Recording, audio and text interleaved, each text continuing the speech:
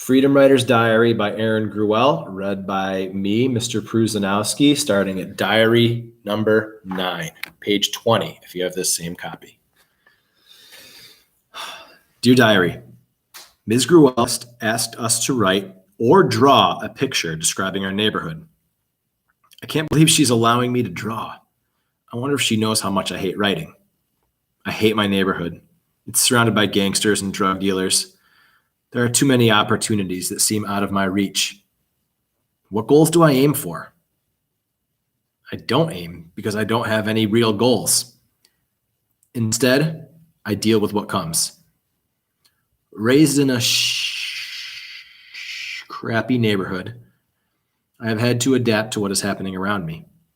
During the day, racial tensions rule the block, trying to hold down their territory. I can never ignore it because if I do, I will only become part of the problem, or I will become the next victim in this undeclared war going on in our streets.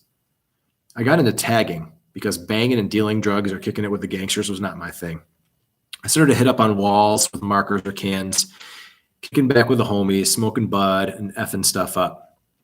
I went to school, but I never really hit the books. My teachers always said help, but when the time came to start helping, they were never dependable. So what I do at school is what I do out on the streets. Every day I bring my markers to school. I ditch my classes, hide from the staff, and go to the restroom to kill it. Red all over the walls. Who cares if I get caught? My mom won't do anything, and my father is always too tired to give me a lecture. Tagging is what gives me a thrill. The chance to express my talent.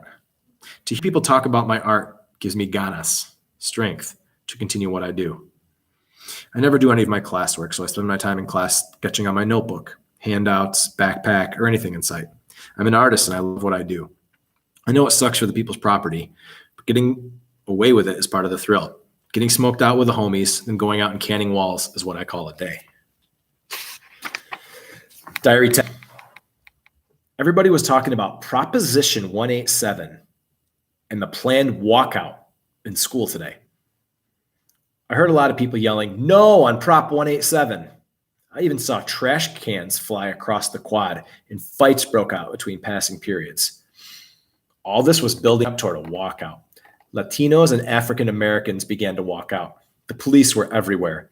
It was as if we were committing a crime, and it was necessary for them to stand outside school grounds. Some students were arrested while others left school and united as one in a nearby park with all of the other high schools.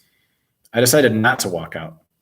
Instead, I was able to express my own feelings in a place where people heard my voice and my opinions were never judged. Ms. Gruelle's class was where I could express my feelings about how this was affecting me. Discussing the situation in class helped.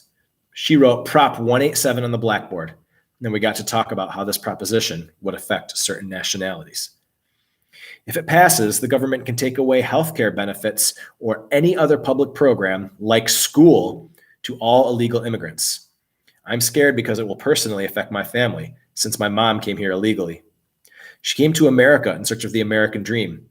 Immigrants, like my mom, came to this land looking for endless possibilities, but now those possibilities seem limited. Someone in Ms. G's class reminded us that 187 is the police code for murder. If this proposition passes, it may murder the opportunities for immigrants like me to succeed. Diary 11. Inem si Nora.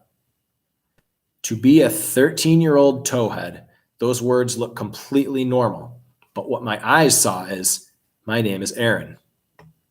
I could always read backward and just assumed everyone else could too. I even spelled backward. The word cat, in my perspective, would be spelled tech, and I could not tell the difference. My school papers were filled with red marks. Was I stupid or lazy? I felt stupid and alienated from everyone. In the 5th grade, I had a teacher who always called me lazy in front of the whole class. She would always pick on me to read in front of the class. She knew I didn't know how to read or spell very well, and when I did read, I had to do it very slow. Everyone would laugh at me and call me stupid. I hated school. Ever since that year, I've never been able to read out loud because I'm afraid people will laugh at me and call me stupid. I found out what my problem is. I'm dyslexic, which means I have a learning disorder. My brain sees things differently, and words don't look the way they do to others. My mom knew how upset I was about school and was able to find a school for dyslexic kids. Finally, I'd met kids like myself, and I'd learned that I wasn't so different after all. The school helped me so much because they taught me how to read and take notes on what I read. I learned how to figure out how to sound out big words and work out math problems too. I was excited because I finally understood and was able to learn. I could read, but it was dyslexic style. The dyslexic school was only for 1 year, so I didn't know what would happen when I got to high school. I knew I wasn't stupid, but kids might still laugh at me, and I didn't want to have to go through that again. Kids didn't seem to laugh as much if you were good at sports. Baseball made me feel good. I couldn't recite Shakespeare, but I could hit a baseball throwing 75 to 85 miles per hour. I even got the chance to play as first baseman in the Little League World Series championship. I couldn't believe that the same kids who laughed at me and called me stupid were now cheering for me as I hit a grand slam in the Little League World Series. Imagine my surprise when I found out that my hero, Nolan Ryan, is dyslexic too.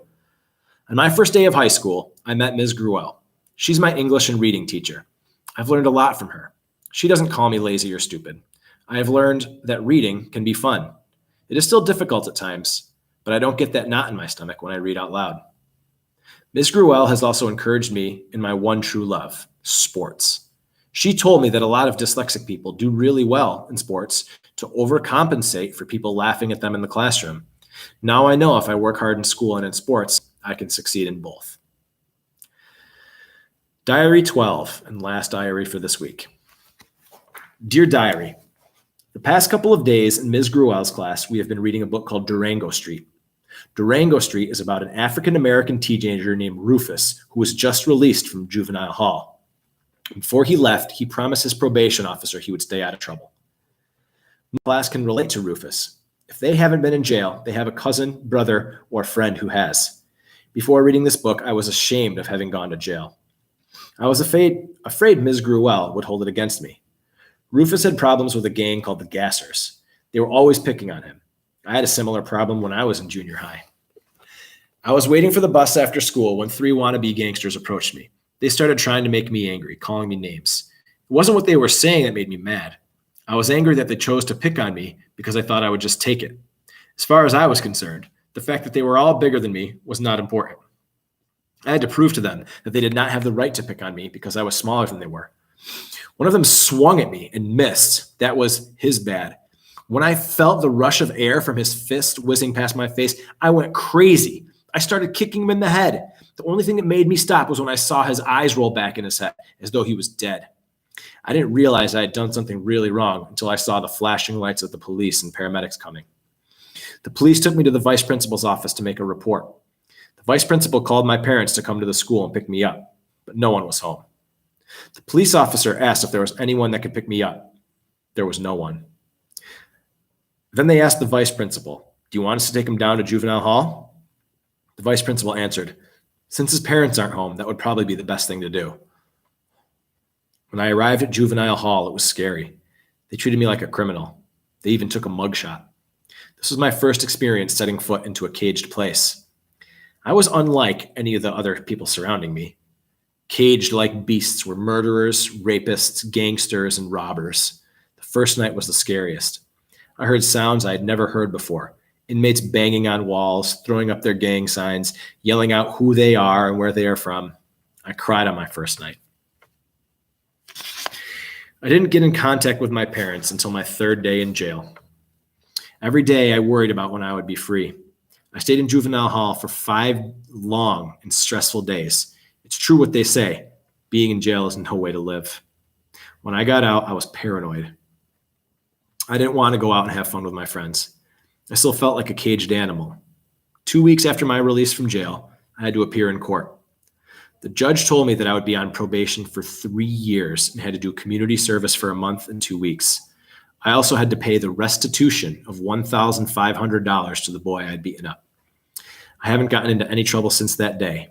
Like Rufus, I turned my life around.